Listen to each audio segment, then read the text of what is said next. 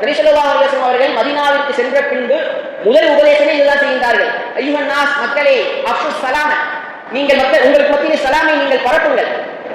வஅத்இமு த்ஆம, உங்கள் ஏழை எளிய மக்களுக்கு நீங்கள் உணவளியுங்கள்.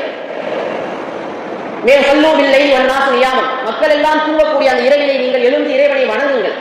இவ்வாறு நீங்கள் வணங்கினீர்கள் என்று சொன்னால் ததுகுலுல் ஜன்னத பிஸலாம், நீங்கள் நிம்மதியாக சலாமத்தாக சொர்க்கத்திலே நுழைவீர்கள் என்ற உபதேசத்தை நபி ஸல்லல்லாஹு அலைஹி வஸல்லம் அவர்கள் செய்தார்கள். ஆக ஒரு மனிதன் சுவனத்திற்கு செல்ல வேண்டும் என்றால் இதையெல்லாம் செய்யுங்கள் என்று நபி ஸல்லல்லாஹு அலைஹி வஸல்லம் அவர்கள் கூறினார்கள். அந்த பட்டியலிட்ட விஷயங்களிலே முதலாவதாக இருந்தது இந்த சலாம். சரி, இந்த சலாம் எங்கிருந்து துவங்கியது என்று பார்த்தால் ஹஜ்ரத் ஆதம் அலைஹிஸ்ஸலாம் அவர்கள் களிமண்ணாக இருந்து அவர்களுக்கு ரூஹ் ஊதப்பட்டது. ரூஹ் ஊதப்பட்ட சமயத்திலே அந்த ஊதப்பட்ட ரூஹ் ஆதம் அலைஹிஸ்ஸலாம் அவர்களுடைய அந்த மூக்கை அடைந்த பொழுது அவர்களுக்கு தும்மல் ஏற்பட்டு அல்ஹம்துலில்லாஹ் என்று சொன்னார்கள். அப்பொழுது அல்லாஹ் தஆலா மலக்குமார்களை அனுப்பி வைத்து ஹஜ்ரத் ஆதம் அலைஹிஸ்ஸலாம் அவர்களுக்கு சலாம் சொல்ல சொன்னார்.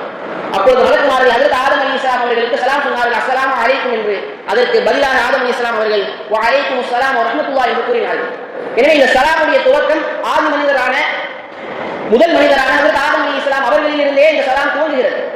இந்த சலாம் எங்கே நிறைவடையும், எங்கே முடியும் என்றால் மறு உலகத்திலே, அதாவது அல்லாஹ் தஆலா மறுமையிலே மக்களை எல்லாம் முதலாக பார்க்கின்ற சமயத்திலே இறைவன் கூறக்கூடிய முதல் வார்த்தை அஸ்ஸலாமு அலைக்கும் என்பதுதான். அது மட்டுமல்ல, மக்கள் எல்லாம் தீர்ப்பு செய்யப்பட்டு சிலர்கள் சொர்க்கவாதிகளாகவும் சிலர்கள் நரகவாதிகளாகவும் ஆக்கப்பட்ட பின்னால் சொர்க்கவாதிகள் சொர்க்கத்திற்குள்ளே செல்லும் பொழுது அங்கே உள்ள மலக்குமார்கள் அவர்களை சலாம் கூறிதான் அந்த மக்களை வரவேற்பார்கள் சுவனத்திலே. எனவே இந்த சலாம் என்பது இந்த துன்யாவோடு முடிந்துவிடக்கூடிய ஒரு விஷயம் அல்லது மறுமையிலே தான் முடிகின்றது.